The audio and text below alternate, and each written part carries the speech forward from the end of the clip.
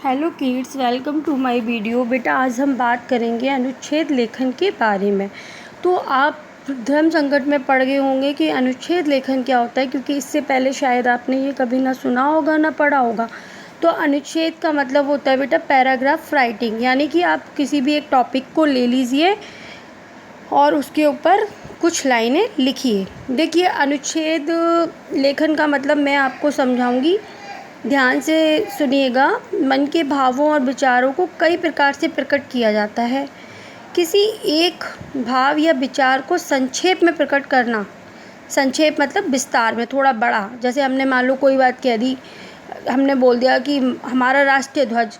अब हमारा राष्ट्रीय ध्वज के बारे में आप बहुत कुछ लिख सकते हैं, समझ रहे हो। तो उसे विस्तार से मतलब उसकी पूरी व्याख्या करना अनुच्छेद लेखन कहलाता है। अनुच्छेद लेखन से पहले उस वस्तु या विषय के बारे में कुछ आवश्यक जानकारी जुटानी चाहिए, तब अनुच्छेद लेखन लिखना चाहिए। मतलब जिस टॉपिक पर आप लिख रहे हैं उसके बारे में आपको नॉलेज होनी चाहिए, तभी तो आप लिख पाएंगे।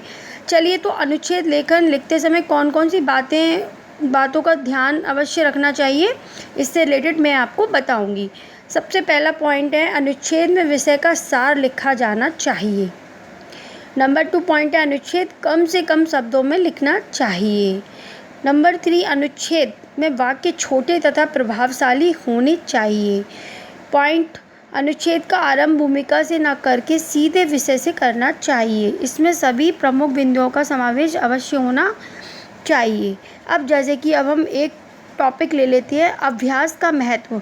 तो चलिए, अब इस पे अनुच्छेद लेखन कैसे लिखते हैं और इसको कैसे करते हैं वो मैं आपको समझाती हूँ अपनी बोली के माध्यम से। देखिए बेटा, संस्कृत के महान कवि कालिदास आरंभ में अनपढ़ और मूर्ख थे।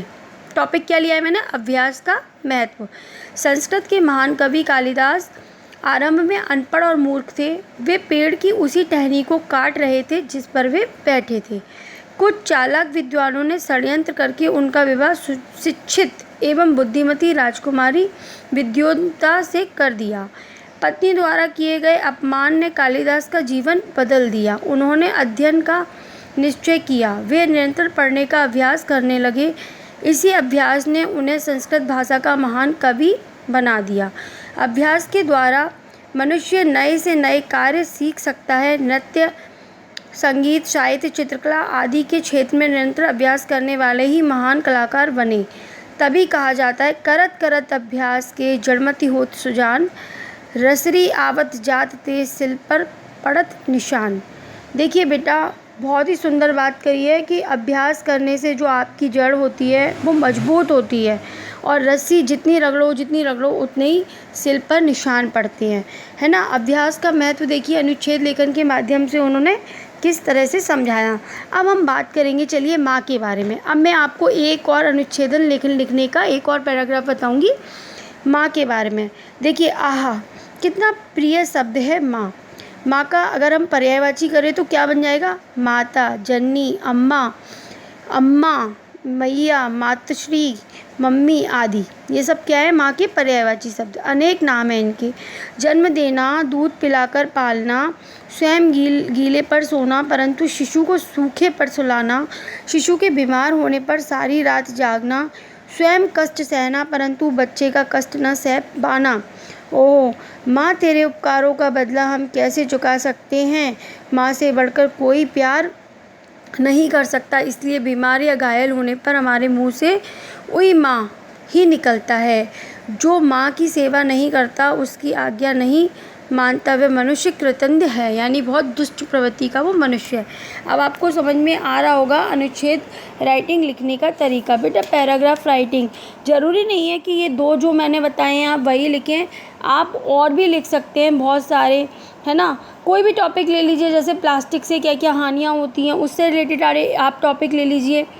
अब आप सोच रहे होंगे कि प्लास्टिक से हानियाँ होती हैं उसके ऊपर हम कैसे लिखेंगे, तो चलिए मैं एक और टॉपिक के बारे में बता देती हूँ आपको।